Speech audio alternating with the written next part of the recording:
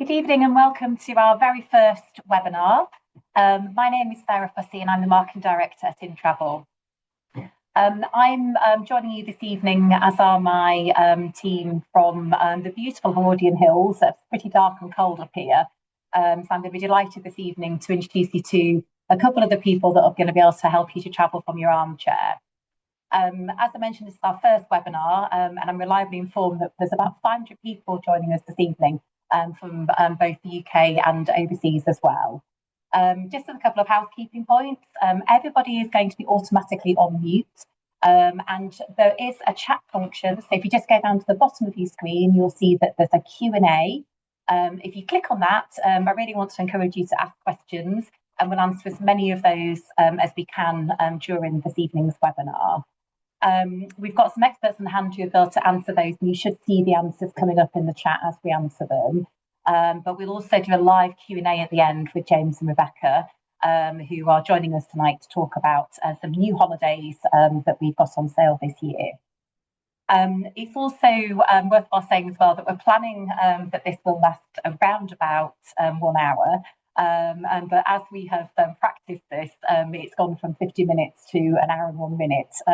Don't worry if you can't stick around for the whole hour. We are recording this evening's session, and we'll share this with you via email later on this week as well.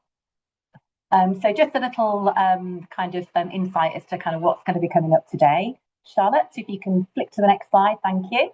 So I'm going to firstly introduce you to Richard, our product director, and James and Rebecca, our destination experts. Rebecca's going to be talking to us about new holidays in France and Portugal, and James is going to talk to us about Italy. They've got 4 of our beautiful new holidays that are on sale now to talk to, and also we'll share with you a few others that we've been working on. But first, I'd like to introduce you to our product director, Richard Macklin, who's going to tell us a little bit more about Inntravel. Richard joined us just over 12 months ago, and Richard, I know you've been out on the road quite a lot in the last 12 months, and it appears that you have a fantastic role. Tell us about where you've been and what you've been up to. I know I've got a tough job. I have indeed been out and about. I've been very, very lucky in the last 9-10 months. So James, who's also on the call, James and I, we were lucky enough to go out to the Dolomites just a few months ago. And met with loads of our suppliers, some of our key hoteliers for some of our Dolomites holidays, such as Stroll in the Dolomites or the High Dolomites. And we also managed a stop on the way back to Venice Airport before we flew home in the Prosecco Hills, which James will tell you more about shortly, and stopped in the castle that we feature on that holiday, a fantastic jewel of a hotel, which James will tell you more about in a little while. I was also lucky enough to head out to the Tyrol region in Austria and managed some winter walking last February. So took in the resorts of Persisau and Lausanne, and also a quick stop in Innsbruck in between. The Catalan coast, which is one of our mainstay areas for holidays that we offer here at Inntravel, and managed to do some walking along the Catalan coast there around the whitewashed town of Calais. And visited one of our most long-standing partners out there who we've worked with for over 40 years. And I also managed a couple of days in the Spanish Pyrenees on the back end of that. And then finally, myself and Rebecca, again, who joined us on this call, we spent a few days in the Douro Valley in Portugal, and shortly after up in the Minho, a little bit further northwest out on the coast, where we saw everything from vineyards to 500-year-old manor houses that we work with. So yeah, I haven't had a bad year, to be quite frank. Very, very lucky to have seen lots of our hotels, really get under the skin of what Intravel's all about. So a good year so far. Sounds like you've got quite a lot of steps in. And have you got a favourite destination or walk that you've done since you have been on all your travels? Do you know, I mean, the Dolomites is so spectacular. It's just beautiful. Every corner that you drive around, it is just magnificent, with sort of the grey, craggy mountain tops. It's just beautiful. Can't beat it. Fantastic. Well, I think in marketing, we've accompanied some of the trips this year, so we've been really fortunate to get out and about. I went to Calais on our Catalan coast holiday, and I must say the thing that kind of surprised me most was the walking was excellent, which I was expecting. but the food was absolutely fantastic everywhere I went, and the hoteliers were obviously really welcoming as always. Rich, I'm going to ask you to talk a little bit about our holidays, because there'll be some people joining us this evening that haven't been on an in-travel holiday before. Yes, sure. Great if you can describe a little bit about the differences between the holidays that we offer. Yep, okay. So if we move on to the next slide. So I think the main type of holiday that we offer is what we call hotel to hotel walking. And this is very much as it says on the tin. We curate a holiday that has 3, 4, even up to 9 or 10 stops for some of our holidays. And you, as one of our customers, would walk point to point. We take care of all the added extras for you, take away all the logistics. So we would provide you with full route notes, so you know exactly where you're going. We provide what are called GPX tracks, so you can take the navigation route and you can plug that into whatever navigation tool you so choose, and you can follow it on your mobile phone. And the best bit about the whole thing is we'll even move your luggage for you, so you can just take a day pack and your light bits and pieces for the day. When you've left your hotel and checked out, we'll move your luggage and it will be ready and waiting for you when you get to the other end. The other thing that I should make a point of here is we also have a team that sits in my remit that get out and about and walk every step of these holidays. So if you're walking it, it means we've walked it first, and we're finding the best routes possible to give you the best experience possible. We also do single centre holidays, or centre-based, as you might want to call them. And this is where, like it says on the tin, you stay in one hotel or sometimes twin centres, and we transfer you in between if there's more than one stop, but you don't walk between the hotels. We sometimes refer to these as discovery walks, and they give you a really nice level of flexibility on those holidays. So you can walk as much or as little as you want. We, again, like hotel to hotel, provide a variety of routes for you to follow, different grades of walking, again, provide the full navigation option for you, plus the full route notes.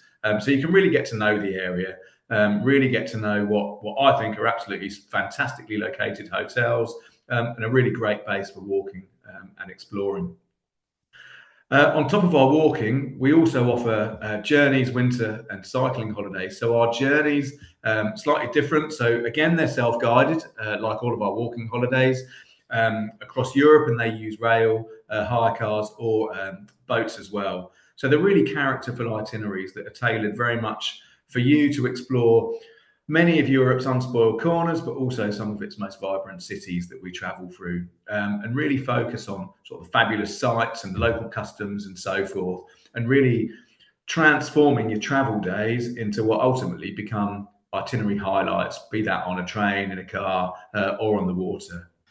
From a winter perspective, we offer all of the above over winter. We do winter journeys, winter walking, again, with all of the same services of things like your luggage transfers, your route notes, etc. And we do these in cold and warmer climates. So the likes of Switzerland, Germany, Austria, but also in the Canaries, in Madeira, or even up in Scandinavia. If you wanted to go through, for example, the Norwegian fjords, or take a trip on Switzerland's fantastic Glacier Express, it's all there in our portfolio of holidays. And then finally, we also offer a selection of cycling holidays, many of which are in France, but also we do some great cycling holidays in Italy. And just like all of our walking holidays, we've cycled those routes. And again, we provide you with all the same level of information so that you don't get lost. You can strap your phone to your handlebars and follow the GPX trails in your app of choice. And again, we move the luggage for you.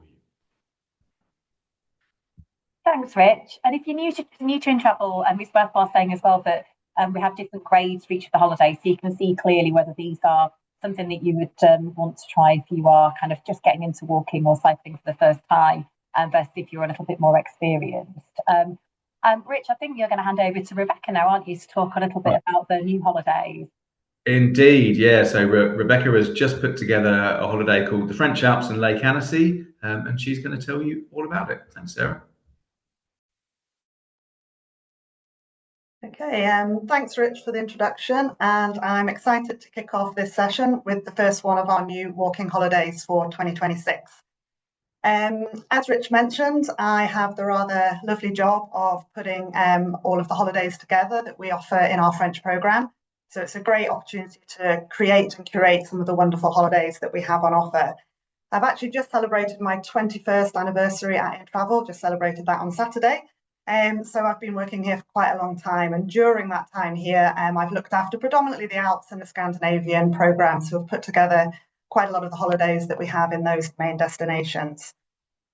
Personally, I've had a love for the Alps since my childhood, so I've been very lucky to visit both on my own holidays and also quite often through work, giving the opportunity to kind of put together some of the new holidays that we have there. So I'm very pleased that we've been able to introduce this new holiday into the French Alpine programme.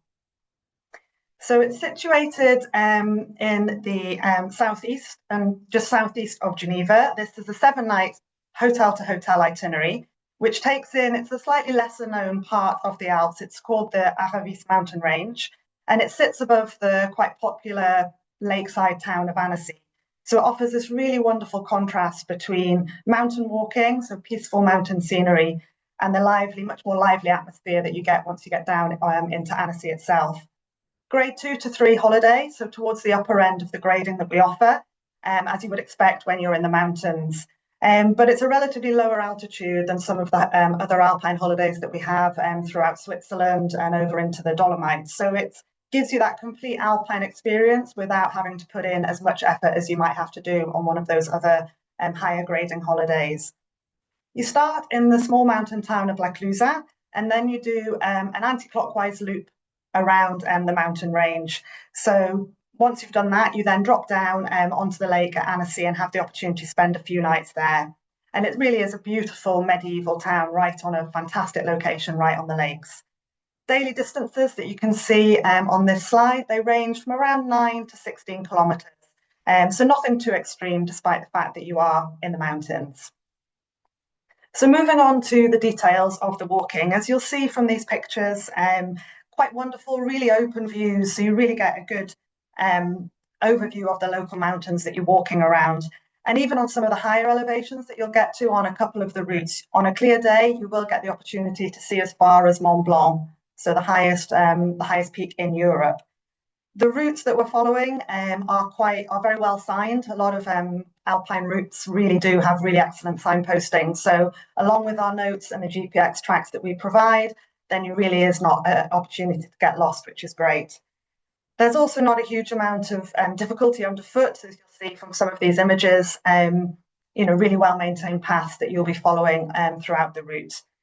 For me, a particularly special time to go is early in the summer. So this holiday starts in the middle of June. And from the end of middle of June till the end of June and into the early part of July, this is when the lower mountains, the lower meadows are really carpeted in wildflowers. And it really is an excellent time to see just sort of this whole host of colours that you're walking through as you're going from hotel to hotel. Also, if you're really lucky, you might get the opportunity to see some bearded vultures, which do nest on the cliffs under which you'll be walking. Also, when you're completing this mountain loop, you will also be passing through a lot of farming hamlets. This really is farming country. And this is where the local cheese Reblochon is mainly from. So the story of this cheese is really, it was a bit about a tax dodge. So farmers were taxed on the milk that they got from their cows.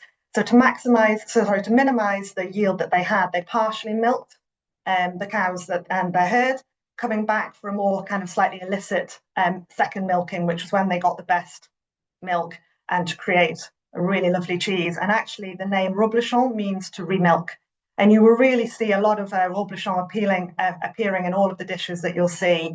Particular favourite of mine is tartiflette, which is a mix of potatoes, onions, bacon, all mixed through with this local cheese. So it tends to be eaten in the depths of winter. It's a really good hearty mountain dish for winter time.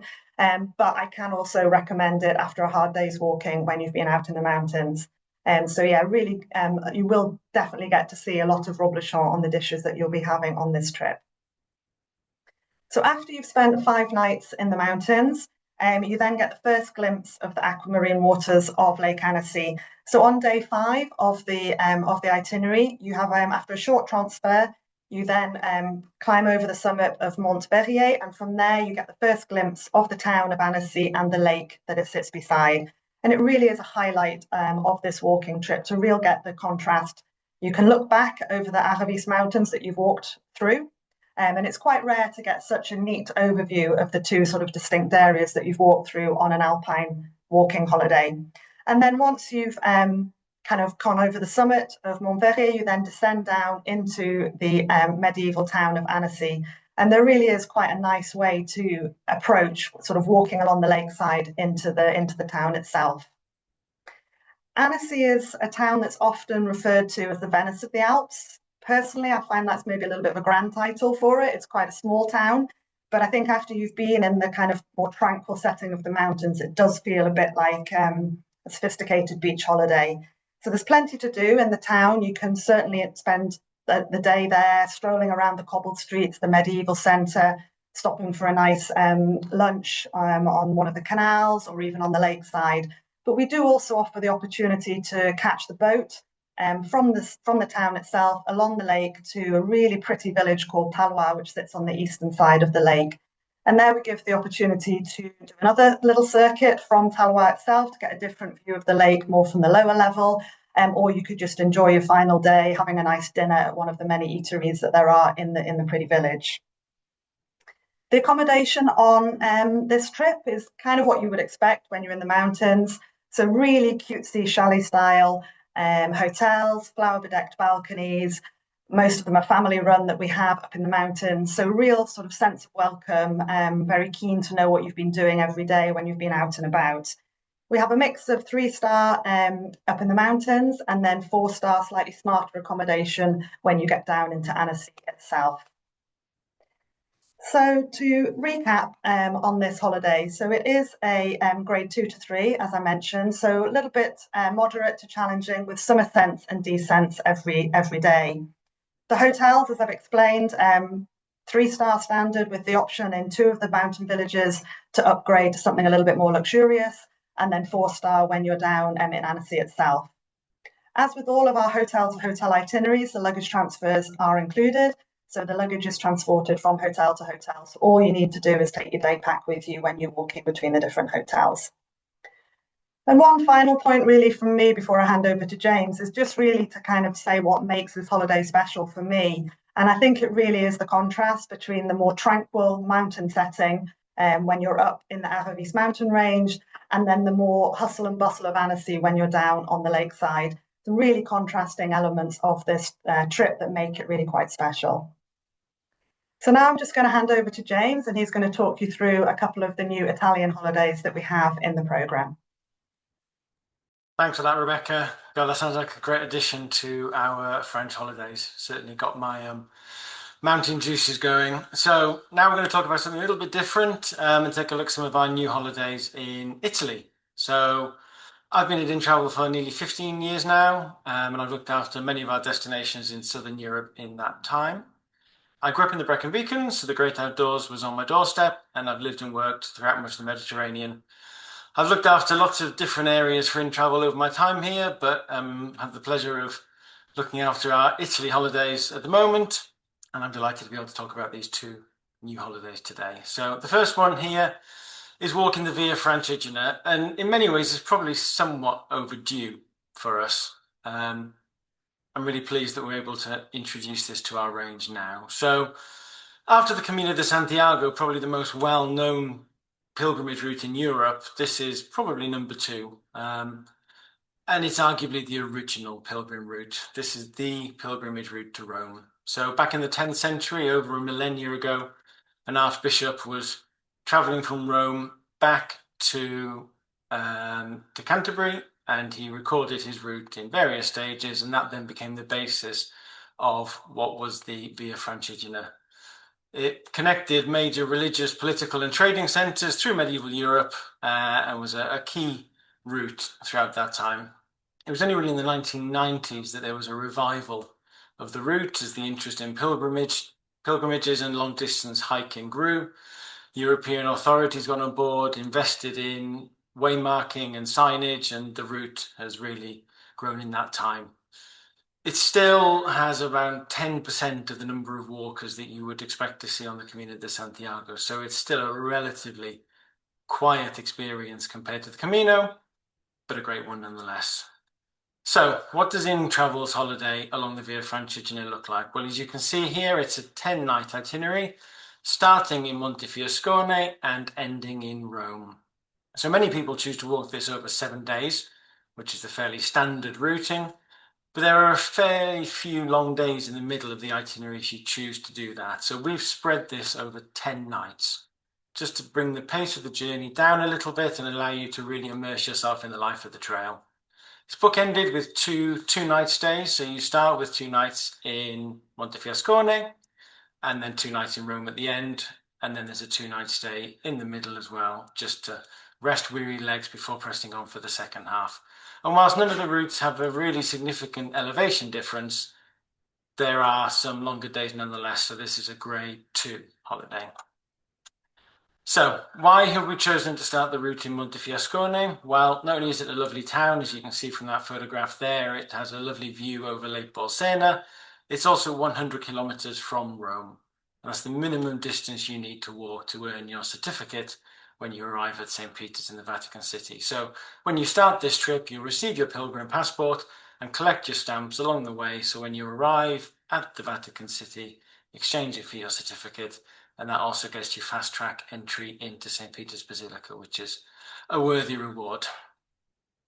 So what's the walking like on this trip? Well, it's really varied. I mean, these photographs give you just a small flavor of what to expect, really.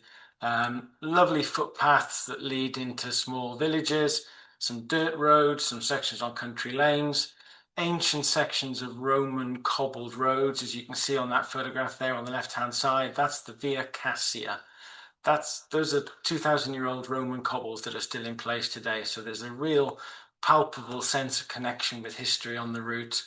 There's some sections through open countryside, as you can see there. So don't forget your sun hat, water and sun cream there.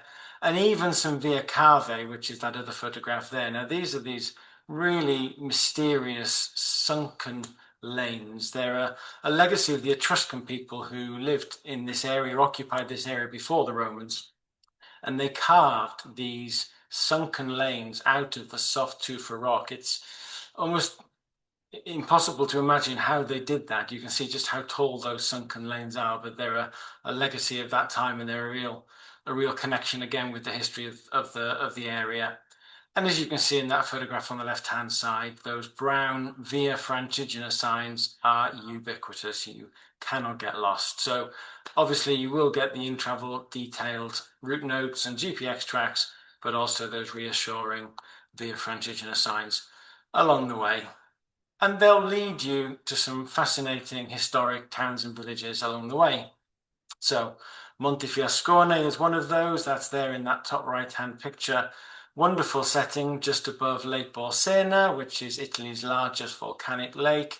Rich medieval history, papal connections, and it's quite well known for a particular wine. So there's a wine that's produced in this area called Est. And so the apocryphal story goes, there was a bishop traveling to Rome, and he would send his servant ahead to seek out the best wine before he arrived in the town where he was going to sleep that night.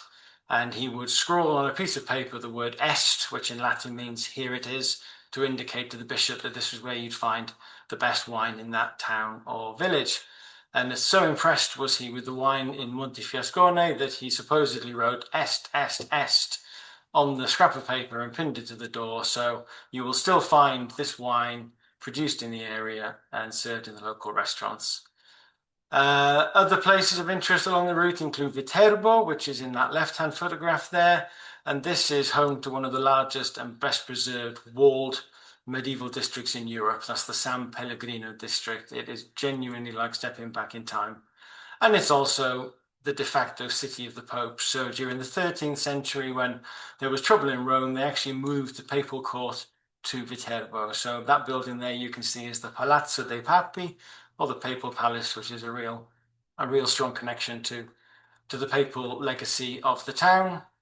And then finally there is a picture of the lovely little medieval town of Sutri, and that falls right in the middle of the holiday. So that's when you have your 2-night stay in the middle, an opportunity to rest and potter around this lovely town, which is unique for being home to the only Roman amphitheatre carved from that local tufa rock. So the accommodation is as varied as the towns and villages you visit along the way. And we seem to have lost a picture there. It'll come in a minute, I'm sure. There we go.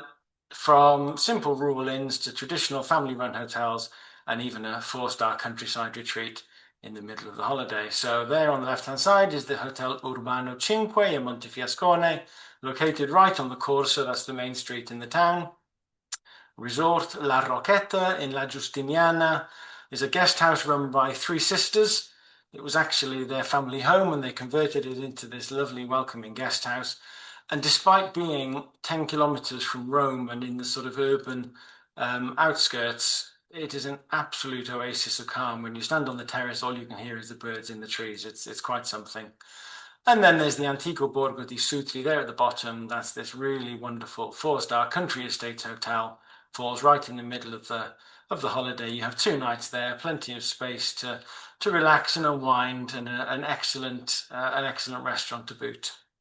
We have included a few dinners in this holiday, but in most instances you're within walking distance of a good choice of restaurants. So we've left you to choose where you'd like to eat. So why choose to walk the Via Francigena? Well, you're walking an ancient pilgrim trail and you're walking the last 100 kilometers of it. It's an opportunity to experience the variety of the countryside that Lazio has to offer as you walk towards Rome. Really varied walking routes, as I think we've seen from the pictures there, and an equally varied mix of hotels and guest houses along the way. You can visit historic towns such as Montefiascone, Viterbo and Sutri. But for me, there's no doubt the highlight of this trip is arriving in Monte Mario Park, set just above Rome, which is where you get your first glimpse of the dome of the Basilica of St. Peter's. That sense of elation as you see the city laid out before you gives you that extra little boost for the final few kilometers to bring you into the Vatican City, where you can celebrate in the company of travelers from around the world before a day to kick back, relax, and enjoy everything Rome has to offer. And now, if we move on, we're going to talk about our other new holiday to Italy, and this one is, in so many ways, this picture really encapsulates the essence of this holiday, that backdrop of the high alpine peaks, foreground of the vine-clad rolling hills, and the traditional villages nestled in the folds of those rolling hills. But I guess it's probably a good place to start. Where are the Prosecco Hills? Despite being the world's most popular sparkling wine, not many people realize it's actually the name of an area as well, and one that has UNESCO World Heritage status. So we're in the northeast of Italy, a world away from Lazio, and we're tucked into a corner of the Veneto on the border with Friuli Venezia Giulia, and is where the plains of the Veneto meet the Prealps, bordered by the Piave River to the south. So we're about 1 hour north of Venice. Really easy access, therefore, from Venice. And of course, Venice makes for a great add-on after the holiday too. So what's Inntravels holiday all about? This is a 7-night holiday, and it's in four locations. So 1 night to begin with in Francigena, and then 2 nights in each of the next 3 stops. We include a few dinners on this holiday too, but in most instances we leave you free to choose, and we do include some picnics on this holiday as you walk from place to place. It's a grade 2 holiday, as the name kind of says. It's a hilly area, but none of the distances are overly long, and it's a really satisfying traverse of those Prosecco Hills. As I said already, despite the name Prosecco being so well known, this area where it's produced is really not so well known, certainly not when it comes to walking. So when you're out on the trails, walking through the vineyards, between the villages and over the ridges and rolling hills, you're unlikely to meet many other walkers. It really is a kind of an off the beaten track kind of destination. Now, if you were to look at walking in this area, you may well discover that there is an official trail called the Prosecco Hills Trail, which was inaugurated a couple of years ago, and you may well assume that that's what the Inntravel holiday follows. Well, we looked at it and we actually found it to be a bit too demanding. It really does climb to the tops of some of those high ridges, and they weren't really very good overnight options. So we forged our own path. We start on the southern edge of the Prosecco Hills, looping through them, taking in all the main villages before then emerging on the northern side of the ridge at the foot of the pre-Alps, which offers a really nice contrasting experience. With 2 nights at most hotels and recommended circular walks, you can also take a couple of days off and give yourself the time to sample the local produce. Speaking of which, it would be remiss of me not to say a word or two on Prosecco. So Prosecco is actually the name of a small village near the border with Slovenia, which is where the wine originated. But over time, production spread west, and it really found its home here due to the optimal growing conditions in these rolling hills. Unlike Cava or Champagne, the second fermentation, so the fizz, takes place in a tank, and therefore bottling is much quicker, more modern and efficient, and I think has gone a long way to the success that Prosecco has seen over the last few years. The grape itself was originally known as Prosecco, but was renamed the Glera grape in 2009, so then they could use the name Prosecco for the wine, and in doing so give it that protected status, the DOC or the DOCG that you so often see on the bottles. In the same year, the area was granted UNESCO World Heritage status for its sustainable winemaking practices, as well as its unique terrace landscapes. As you can see in that right-hand photograph there, nearly every available inch of land is covered in vines. It's quite a sight. So we thought long and hard about whether to include a wine tasting in this holiday, but ultimately decided against it because there are just so many opportunities, it'd be really hard to choose just one. So if all you want to do is visit a winery and sample a glass of wine, then that's very easy to do. But if you'd like to go for a more in-depth tour, maybe with the owner of a small local producer, well, that's possible too. So we purposely left it free for you to choose, and the hotels are really well informed and can help you decide where is best to arrange a tour or a tasting. So just to give you a flavour now of what the holiday is like. On the first day, you pass this beautiful castle of San Salvatore, which dates back to the Middle Ages, and you pass that as you walk en route to the traditional village of Pieve di Soligo, which sits right at the heart of the region, where we include a 2-night stay. There, we have a walk into the Prosecco Hills, which again feels more like Tibet than northern Italy in many ways, with that really impressive terracing and those hogback hills, as they're known, that again covered in vines and forested tops. And that takes you to a lovely sanctuary where you have far-reaching views over the surrounding area. And there's also a typical ristoro there, which is an Italian sort of simple restaurant where you might find cured meats and cheeses and unsurprisingly a glass of Prosecco too. The Alps form a near constant backdrop to this holiday, as you can see there behind the castle of San Salvatore, and particularly in the autumn time, after the late summer storms have cleared, the light is so good, the air is so clear, and the vineyards are heavy with grapes ready to be picked. As you then move on, you pass sentinel churches like this one of San Virgilio with its big clock face, as you really enter now the heartland of Prosecco country. This is as you cross the ridge into the Val d'Obiadene area, where the best producers have their cantine and where the very finest Prosecco is produced. So on our recommended circular walk here, you can visit the village of Santo Stefano, which is one of the most attractive of the region, and you can call into any number of wineries here for a tour or a tasting. But one to really not miss is the Osteria Senza Oste, and that literally translates as an inn without a host. There's an honesty kitchen, so you pick up a wooden board, help yourself to meats and cheeses and pay for what you take, and there's also a Prosecco vending machine. So select your bottle and then pick up a lovely bench and enjoy the view with your meats and cheeses. As you move on then, you follow little rural lanes like this one here in the bottom left-hand corner, which are just so typical of this area, where, at most you're likely to encounter a farmer going to tend his vineyards. And as you emerge from the top of that final ridge, you drop down onto the plain and arrive in the village of Cison di Valmarino, which is the last village where you stay. This is one of the borghi più belli d'Italia, which is an association of Italy's most authentic towns and villages, and a wonderful place to finish. On that final day, we do have a walk which takes you along the Via dell'Acqua, which follows the course of the old water mills that line this pre-alpine valley. A really different kind of walking day after all that time in the vineyards. So as well as the beautiful rural environment, the villages and the walking trails, there's a lovely set of accommodations too, from beautiful boutique hotels like this one. This is the Municipio 1815, housed in a 200-year-old former town hall, to medieval restored properties like the Hotel Conta here on the banks of the river in Pieve di Soligo. But undoubtedly the highlight of this holiday is a stay at Castelbrando, one of the oldest and largest castles in Europe, now a spectacular hotel. Set above the village of Cison di Valmarino, it has fantastic views over the surrounding area, and there's even a funicular train that connects the hotel with the village. So, why would you visit the Prosecco Hills?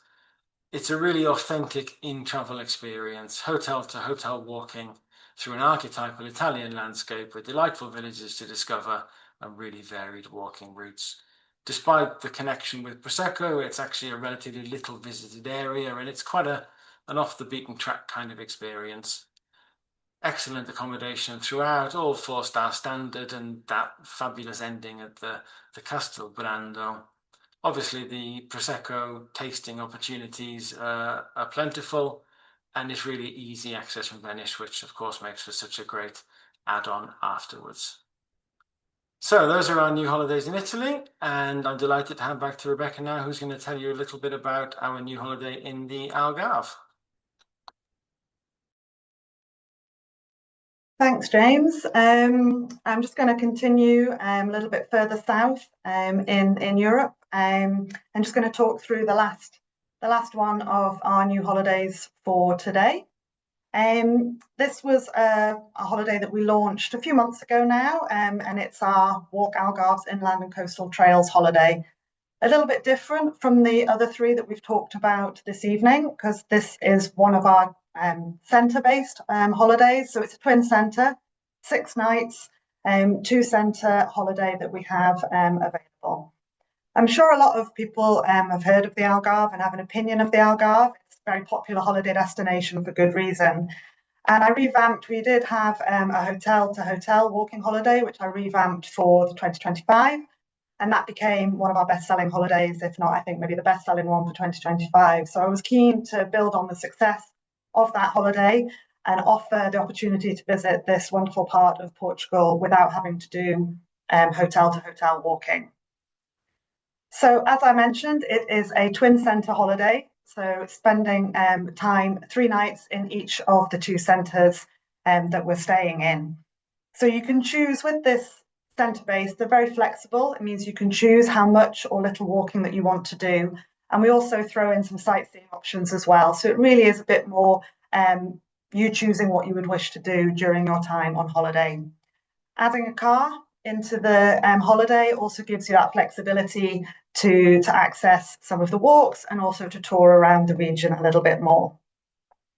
So it starts inland in a more rural setting in and around the little village of Algarve, before then moving down onto the coastal, sort of the wilder western end of the Algarve coast, so finishing off in Sagres, with 3 nights in each of the 2 stops that we stay in. It's a grade 1 to 2, so quite easy walking, easy to moderate. So again, it's on the lower end of the walking grading that we've been talking about on the different holidays this evening. And as I mentioned, we do also offer some sightseeing options as well for your time in both of the stops. This part of Portugal has a really good year-round climate. So aside from the busy and very hot for walking months of July and August, we do offer this holiday for 10 months of the year. So most people, when arriving into the Algarve, they will come in through Faro. And as James mentioned, for Venice, Faro is a very good, often overlooked entry point into this region. So it is somewhere that, you know, we would recommend adding a couple of nights on, either at the beginning or end of the holiday. So you spend 3 nights here, and it's just about 45 minutes drive in Valfrizeres from Faro. So it's 45 minutes to the northeast of Faro. And it's a really tranquil location that we start. So you're on the inland part of the region, so a world away from the more popular coastal resorts that line the coast. From here, we give a number of options for walking. One in particular is to head up to the Montjuïc Valley, which is the wooded mountain range which kind of dominates the inland part of the Algarve. And it's home to the highest peak in the region. So when you're doing the walking that we suggest around there, you have this wonderful view, as you can see from the top right-hand photo there, this wonderful view down over the wooded hinterland, but also on clear days, you know, you can really see right down to the coast. Traveling in late spring, early summer, so really from about April through until June, you'll get to see the storks nesting really in this part of the region. They'll basically find anywhere to nest, be at the top of a pylon, a rooftop. They come back to the region in the winter time to kind of rebuild the nest, make sure that they're all secure, and then they come back for the breeding season, which tends to run kind of from April through till June. The main road, as you're leading up to Montjuïc, it's a really long straight road coming up into the village, and it's just sort of these huge, like hat shapes nests that are just precariously located on the top of the pylons as it lines the road. It really is quite an impressive sight as you're coming up to the village. From Valfrizeres, there is also the opportunity to visit the Moorish town of Silves. It's a former historic city that, with its location at the kind of axis of the Moorish power during the 9th century, it really has developed. It really did develop into this beautiful town in that time, and it has the largest Moorish fortress, which is still kind of very much intact in this part of the Algarves, and you can go and have a visit of that as well. Once you've spent 3 nights in the hinterland, then you move down onto the coast, and it's only about an hour's drive from Valfrizeres down to Sagres, and we do offer the choice of walks that you can do en route, and then you can kind of get down onto the coastal part, and you are on the wilder kind of western end of the Algarve, so a little bit further away from the larger beach and resorts that are a bit closer to Faro. Sagres itself is on the long distance fisherman's trail, which is this trail that kind of meanders its way all the way down the western coast of Alentejo, the western coast of Portugal, and along the southern coast of the Algarve.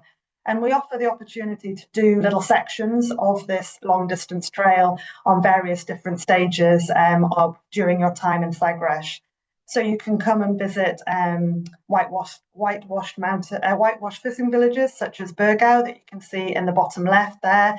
Beautiful golden sandy beaches. There's a lot of the walks kind of take you from cliff tops to white sandy beach to another cliff top. So really some beautiful contrasting routes as you progress along the coastline.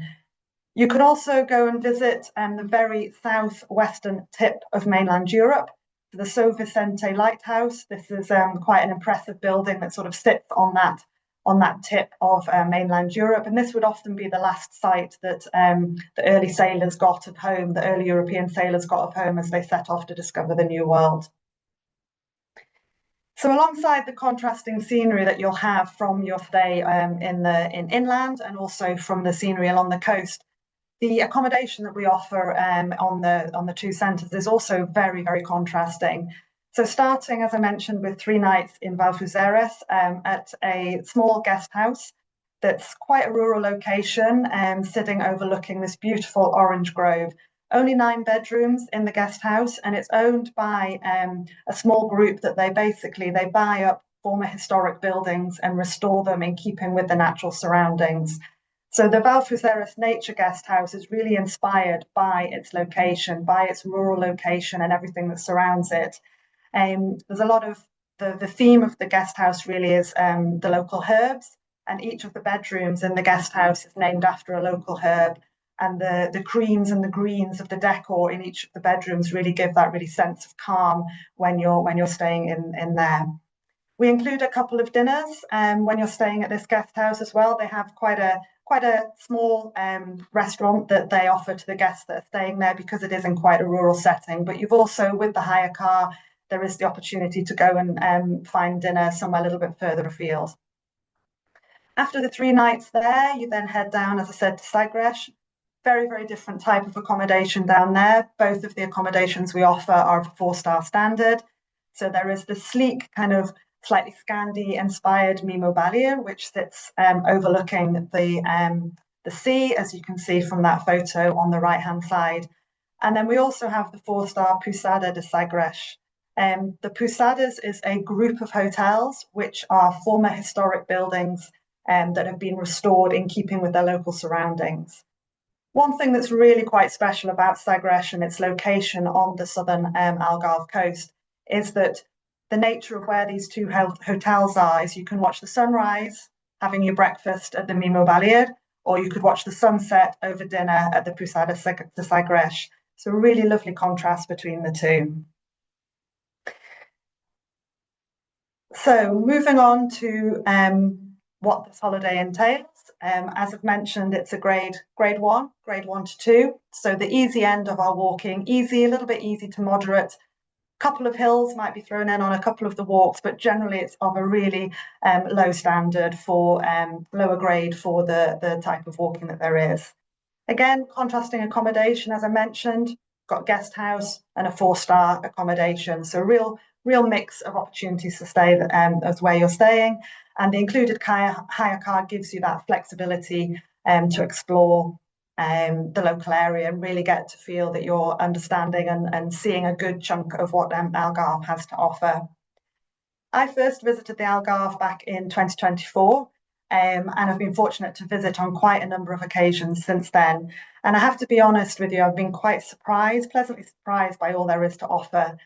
I know this part of Portugal is quite popular for good reason, but even despite that, there is some really wonderful hidden gems to be found, both along the coast and on the hinterland that we visit. So it really is a wonderful opportunity to get to visit this lovely part of the country. I'm now going to hand back to Rich, who's going to talk you through a few of the other newer holidays that we have in the programme for 2026. Thank you, Rebecca, and of course, thank you, James, as well. I think I want to get on a plane tomorrow, to be quite frank. Anyway, like I said at the start, I think I've got the best job in the world. So myself and my team, we're always looking for new opportunities to develop new holidays. And along with those 4 that we've just taken some time to talk through this evening, there is 7 more on sale as well at the moment. So 4 of those are in Spain. We offer 2 new alternatives to an existing holiday called the Camino de Santiago, the Portuguese way. Now, for anyone who knows anything about the Camino routes in Spain, there are many different ways of doing it. And we have just launched the Camino Francés and the Camino Inglés, which both follow parts of these famous pilgrimage routes into Santiago de Compostela. And as with any of these Camino routes, while you're walking those paths, you can get your passport stamped along the way. Both are hotel to hotel walking, and both 8 nights apiece. Staying in Spain, we also offer a new holiday in northern Spain, which is a multi-centre, so 2 stops, 7-night holiday. Now, this takes in a great mix of inland trails and coastal paths as you explore Spain's oldest national park, the Picos de Europa, and then the green coast on the northern coast of northern Spain. And then finally, like I mentioned at the start, along the Catalan coast is one of our most popular holidays and has been for many, many years. And the little whitewashed fishing village of Calella on the Costa Brava is just a beautiful, beautiful place to stay. So we thought, why not create a single centre, 7-night holiday? It's easy to moderate walking, and it's entitled Discover Calella. And it is just a beautiful little fishing village, like I say. We have ventured outside of Spain for our new holidays. So Rebecca has put a great holiday together called the Glacier Express, the Matterhorn and Lake Lucerne. Now this is a 7-night Swiss walking and rail holiday. For those of you who haven't had the opportunity to travel on the Glacier Express, it is nothing short of spectacular. So we include a day's travel on that Glacier Express, and then various walks and trails around the Matterhorn, and the opportunity to explore the pretty streets and landmark bridges of the old town of Lucerne. Then finally, we also offer 2 UK breaks, both single centre 4-night breaks. The first of which is in the Isle of Man. So this is a great mix of coastal walking, heritage trails, nature reserves, and we even managed to secure unlimited travel, free travel and entry into various heritage sites. And then finally, Loch Ness and the Great Glen Way up in Scotland. So this gives the opportunity to walk some sections of this classic long distance trail, the Great Glen Way, plus options for things like a Loch Ness cruise, castle visits, seeking out the Highland cattle that the area is famous for. Of course, all the details of this can be found. They're all in our latest brochure, and of course at intravel.co.uk. And then back over to you, Sarah. Thanks, Rach. Really appreciate it. Thank you to Rebecca and James. We've had some great questions come in, so I'm going to jump straight into those. We've got about 8 minutes left. So, Rebecca, great question from Dave. He's asked, how would you say the route to Annecy feels with regards to steep drops and narrow paths? He is a vertigo stroke height, has a bit of a fear of heights, but still loves the mountains. Do you think that would be suitable for him? I think, thank you very much for the question, first of all. Yes, I think the route when you head from down onto Lake Annecy, that is quite a steep kind of, not narrow ridge, but if you do suffer from vertigo, I am aware that it's obviously quite a personal thing. Everybody suffers from vertigo in different ways. But that one, if you decide not to do that walk itself, there is a transfer at the start of that day, so you can be transferred all the way down into Annecy. But certainly the walks that we have up in the mountains, they're quite wide open views, so there isn't really anything that would be particularly vertiginous on those sections of the walk. So you get a real chance to experience being up in the mountains and getting all the wonderful views and the great kind of mountain panoramas without feeling like you're on a particularly difficult part of a route or a particularly vertiginous section. Super, thanks, Rebecca. And then another question about Annecy as well was, can the Lake Annecy holiday be combined with any of our other holidays easily? Well, the main access point really into Annecy is through Geneva. So that could be combined with quite a lot of our holidays in Switzerland, if you wanted to combine it with one of those. Or even, we do have here at Inntravel, we have rail specialists that can help to kind of connect some of our holidays via rail. So even if you wanted to go further afield in France or, over into Austria or whatever, we would be able to connect them by rail. But certainly for sort of easier ones, then any of the Swiss holidays would combine quite nicely with Lake Annecy to give a real sort of contrast between the different Alpine holidays that we have. Thanks. And final question for you, Rebecca. Is it possible to do the Portugal holiday without a car? I think I know the answer to this one already, but better to ask the expert. I would say not really, no. Certainly with the 2 centres where we have, the first centre is very rural and we don't have any walking from the door per se. So, to access some of the walking and the sightseeing, you do require the car for that. If you don't want to have the car, then what I'd suggest is we do have a hotel-to-hotel walking holiday in the area, which covers quite a lot of the Fisherman's Trail path. So that's our coastal Algarve and Fisherman's Trail holiday. So that one, you don't require a car for that. That's a grade, if my memory serves me right, I think it's grade 1 to 2 or 2. So there's quite a lot of the same walking down on the coast that features in that holiday, so that you would get to see a lot of the walking that you would do without needing the car.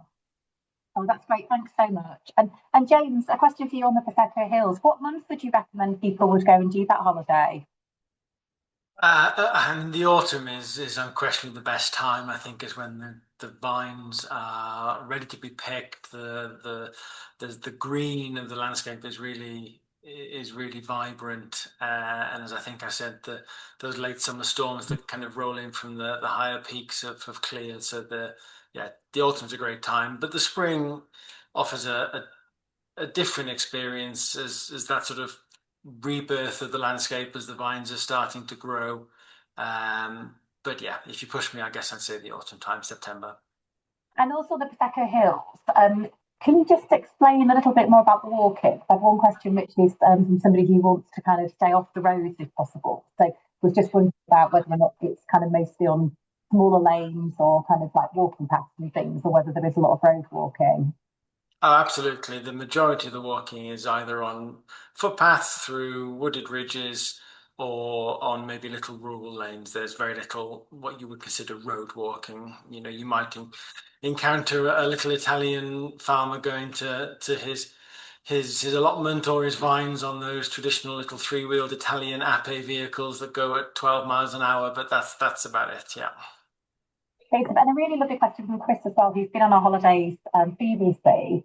He has been to our Piedmont walk, which started in Cortimilia, and yeah, said it was absolutely magical. But apparently we just continued that holiday, and he'd really like to reprise it. He just wondered kind of how to make those decisions and why, or if we're thinking about resurrecting that.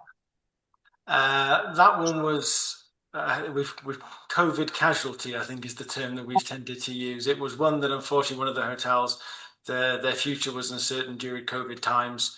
We've actually still got a short break in that area, which is effectively the second half of what was the holiday as Chris would have done it, I'm guessing, a few years ago. So we've definitely retained the best part, if you like, which is in the Barolo vineyards and in the Le Langhe. So we still have that. And I always have half an eye as to whether we could go back and put together a full longer holiday again. Super. We'll put that in the Q&A so that you can see a link to that, Chris. Thanks for that question. And then final question, James, I think this is a good one for you as well. And Rebecca, please chip in if you've got a view on it as well. But when we're putting together these walking routes, obviously there's lots of different kind of moving parts. How do you determine kind of which locations you're going to use for kind of start points and stop points and which destinations? It's quite a broad question, but I think it's really interesting because it kind of shows behind the scenes our thinking behind the holiday. I can go first, and Yeah. I guess that's the magic. It's painstaking research. Often, you know, we pore over maps, we read lots of materials. You know, I speak Italian. I've lived in Italy. I've traveled throughout Italy, so we use our knowledge in conjunction with partners to research the best areas. And then in terms of determining those stops, it's often the hotels that has a real bearing on that. You know, you're not always blessed with towns or villages 10 to 12 kilometers apart each time. So sometimes the landscape can kind of determine that for you. But it's about creating that, I guess, holistic overall experience of experiencing an area. And we often do look, we're often trying, as James said, it's the overall experience. So if we can, and we often use this phrase, it might be a little bit corny, but we often do say, finish with a flourish. As James mentioned in the Prosecco Hills, finishing the holiday in that wonderful castle. You're always looking at how is the best way. We don't just pick a route that maybe is a well-known route that everybody does. We might look at how can we tweak this, how can we make it a little bit more in travel, how can we amend it, how can we make it not just for the sake of doing it, but for making it to be the best experience that people can have when they go on these holidays. Super, thank you so much. And we've managed to pretty much finish bang on time. We've got some questions that we haven't had a chance to answer in the chat. So we will continue to answer those. And thank you very much for your interaction. I'm delighted to conclude our first webinar by saying that we are planning to do another webinar coming up in March. So do look out for that. We'll send emails out to everybody. And of course, we have recorded this evening's webinar as well. And we'll make sure that lands in your inboxes this week as well. If you want any information about any of the holidays, of course, you can go to our website. But also, all of these guys that you can see on the screen here are based up in our office in North Yorkshire. They're no longer wearing Christmas jumpers. We're well into the new year now, but they'll be delighted to answer any other questions that you've got. So on the website as well, we've just launched some new destination guides, which give you a bit more insight into our top selling destinations. and those are being collaborated on with our experts such as James and Rebecca and the destination experts. So thank you so much for your time this evening. Really appreciate you joining us. And thanks again to James and Rich and Rebecca. Good evening.